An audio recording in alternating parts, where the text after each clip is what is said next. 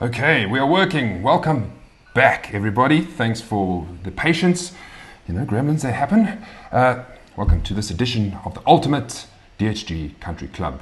What are we doing? We're selecting our best 18 from 18 selected courses from around our tour calendar. We've done 4 episodes. So what is today? Today is episode 5. I'm not alone. As normal, we have our regular bunch of guys to talk us through it and make the debates.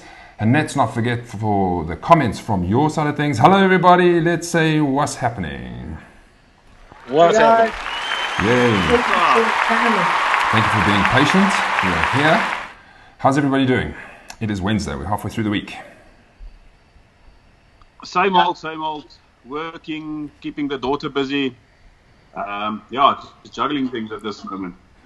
Dylan, been good? Got my hands on a practice net, so I've been smashing balls for the last 48 hours. That's good. Yeah, I've been doing the same. Training, keeping fit, cycling. Good. So, let us remind you of where we are before we introduce our special guest. This is where we are. Recapping, we have chosen 4 holes. I'm going to go through them once again. It's Reading number 1, the par 4, 359 meters. Then par 5 at Glendower. The par 3 over the water at Kyalami. And then the recent edition is Woodhill, the stroke 1, the par 4, 430 meters. That was quite a good debate. It lasted a while. And yes, let me remind you of what Woodhill looks like. This is the course, if we can see. Yes, challenging hole, great hole. The bunker on the left is the waste bunker, and as Dylan was talking us through the map with the tree just 50 meters before. And then, yes, so we're still happy with this choice, gentlemen? Yeah. 100%. Absolutely. Okay, good. All right, it's time to introduce us to our special guest today. And our special guest today is none other than Mr. Henry Davids. Everybody give Mr. Henry a round of applause. Welcome, Henry. Yay! Henry, thank you for joining us. Thank you very much. Thanks for having me. How has being on the show? How has your lockdown been? It's actually going quickly. You know, I'm trying to help out with homeschooling, but I've given my wife the job. Mm-hmm. I keep myself busy running in the morning, home workouts 2-3 times a day just to get the day go by, you know. And then I've never swept so much my whole life. So I'm cleaning house. That's good. Yeah. Doing the dishes and trying to do my bit as well. So tell me, you had a shortened cricket season. You're missing the cricket? No, not really. I've been playing for 20 years, so it's tough to miss it, eh? Oh, sure. Well, that's playing 20 years is no small feat. Let's look at some of your credentials there quickly. Still playing for the Titans, 3 ODIs and 9 T20s. Thank you for joining us. I see you're quite into your cooking there on your Facebook page. Is that something that you enjoy? The last, how many? Oh, where are we now? Lockdown day number what? 54, 53? 3,700. I love my I love my braaiing. I love a potjie as well. I don't like the stove, so my wife's in charge of that. Mm-hmm. So the potjie's my game, you know. Trying to keep myself busy, and a potjie's also long. You can have a couple of drinks if you still have any left. Good.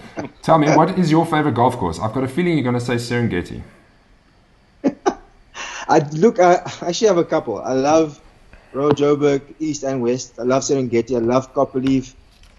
I love Centurion. So I don't really have a one that really stands out. So there's a lot of nice courses up here in Pretoria, which I don't mind playing any day. Well, you might wonder, the viewers out there, Henry played in our first Sunday League and came out a victor on -5 with Cobus there standing next to him. So he's already featured and won on our tour. So that's why he's also part of our special guest panel. All right, everybody, let us recap or look at the whole selection for today. Right, so we've got our first 4. We've got Highlands Gate, first of their par 5, sweeping dogleg to the left. Then we've got Peakenridge, which is stroke 17, also their first par 5. Dane Fern down the hill. This might be a popular hole. Tricky. You have to take iron off this tee, a stroke 13. Serengeti is a par 3. And while I'm on a par 3, this is going to be interesting to choose because there's 7 par 5s, 4 par 3s, and only 3 par 4s to choose from. So how does that fit into our 18 will be interesting. Then we've got Eagle Canyon, their gimmicky two-phase par 5, which let's just say the long hitters will attempt to miss the complex on the left. Firethorn, par 3, that average little makeshift hole that they added in. Blue Valley's got the long par 5 up and down. Copperleaf, stroke 9, their par 3. Royal East is that tricky little par 3. If the hole is in place in the front, there's a lot of places to miss. Glen Vista is a stroke 18 and long hole. Irene is also a popular choice on the poles. That's a par 4. Ibotsi, is the longest of the par 5s, and you can still go missing. Unbelievable. And Houghton, another par 5. Jackal Creek, we've got the tricky little par 4. Take an iron off the tee, bunkers in the fairway. Yeah, so that is our selections. Interesting to see what we're going to choose. So, I want to start with Dylan today. Dylan, take us through your selection of your hole. Okay, so I've selected Irene. Part of the reason is that I have my eye on some par 5s, so that took a lot of holes out of play for me today. So I did actually need a par 4 in my sort of courses I laid it up. So that only left me with 3 options.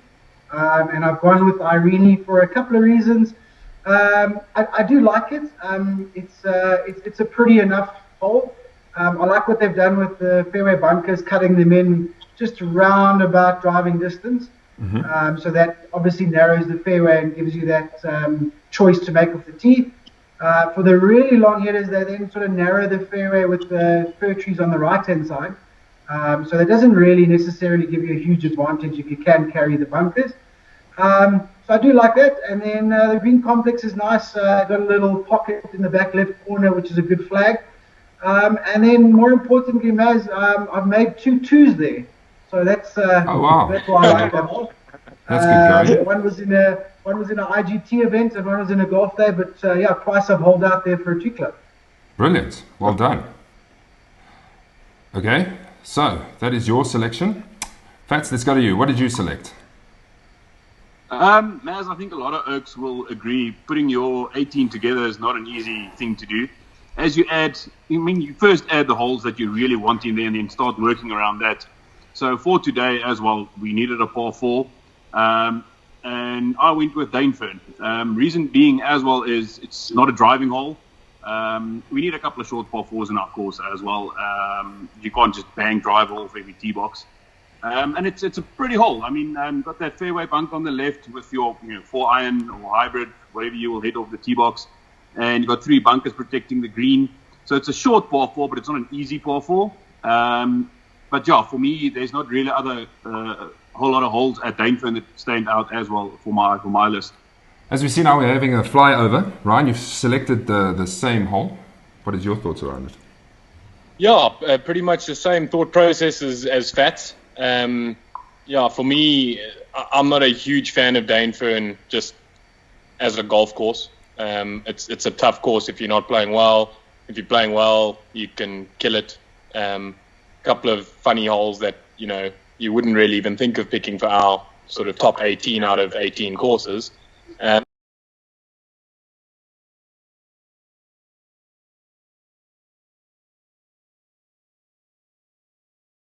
You want left to the green, leaving yourself enough sort of flight onto the green because you don't want to be landing short. There's like funny dead ground there, those sort of bunkers that used to be there that are now grass bunkers. You don't really want to get lost in those.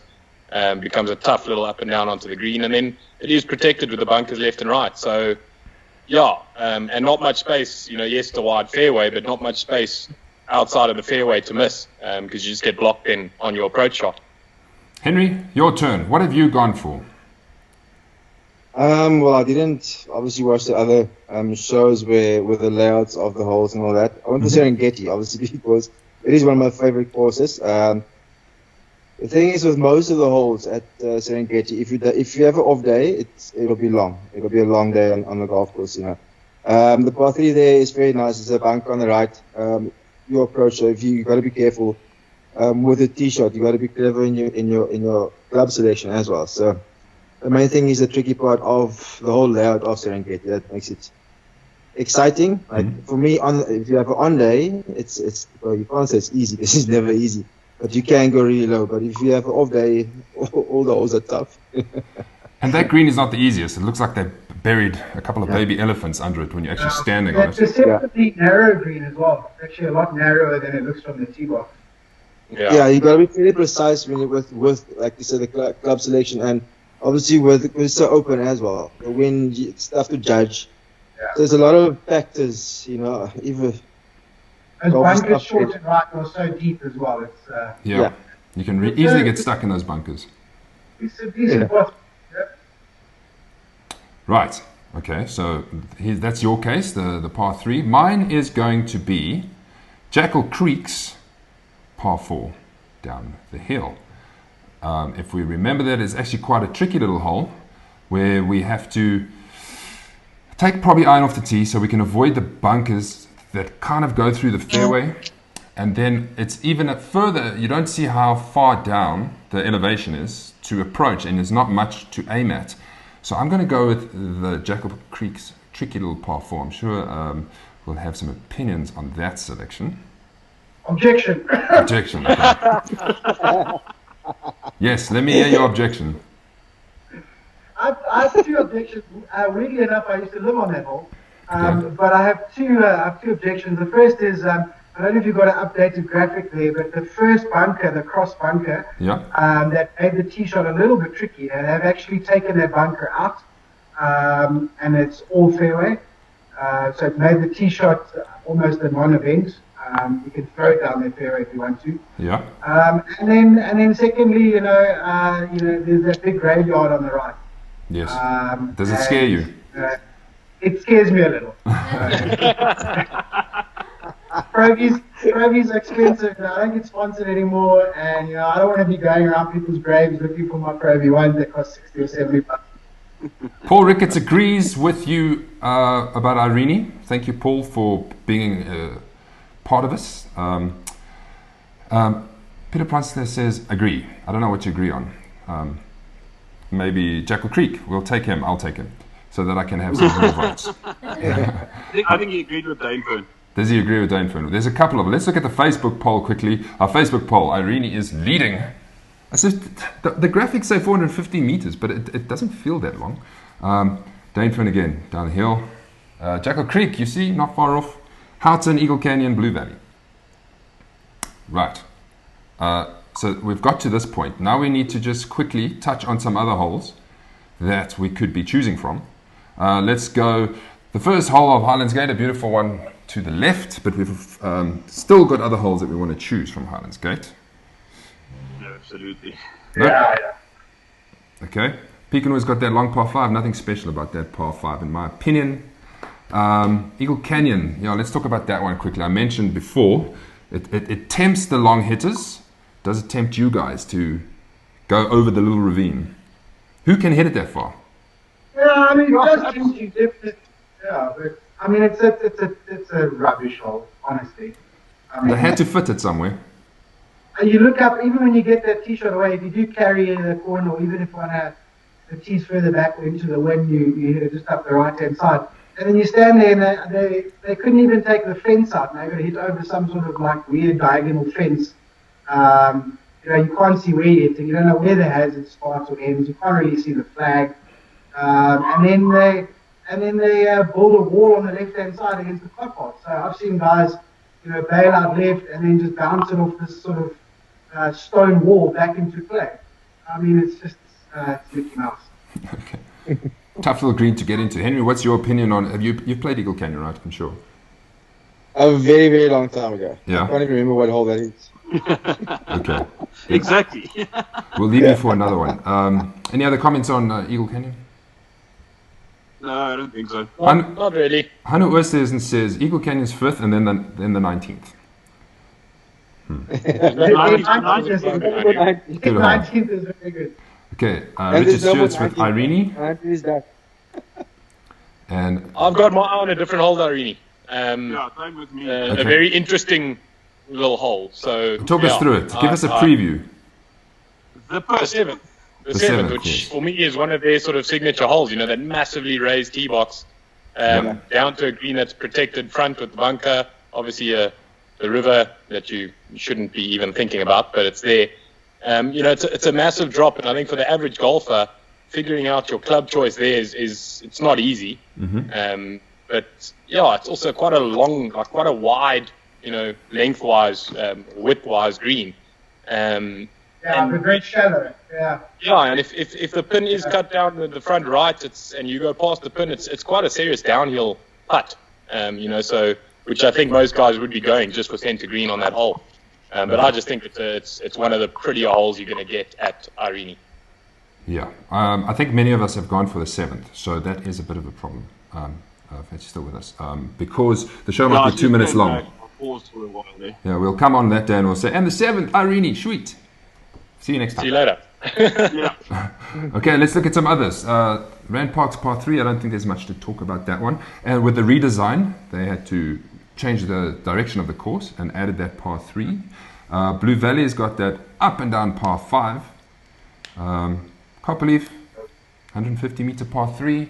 Okay, so regardless that there's so many par 5s and so many par 3s, we're still tending to look towards the par 4. I would agree with that, Maz. Like Ryan said, I think we're looking at the par 3 at Irene because it's such a unique hole. And I think we can't throw away the 8th at Serengeti as well, which might be our second par 5 for the front nine. Yeah, I think so. Mr. Henry, that 8th, how many, if you played medal, how many times have you hit it in the water? All the times I've played there a couple of times. I think I've only went in the water 3 times. My 2 eagles there. Yeah. So it's love it all. Well, let me tell you one thing.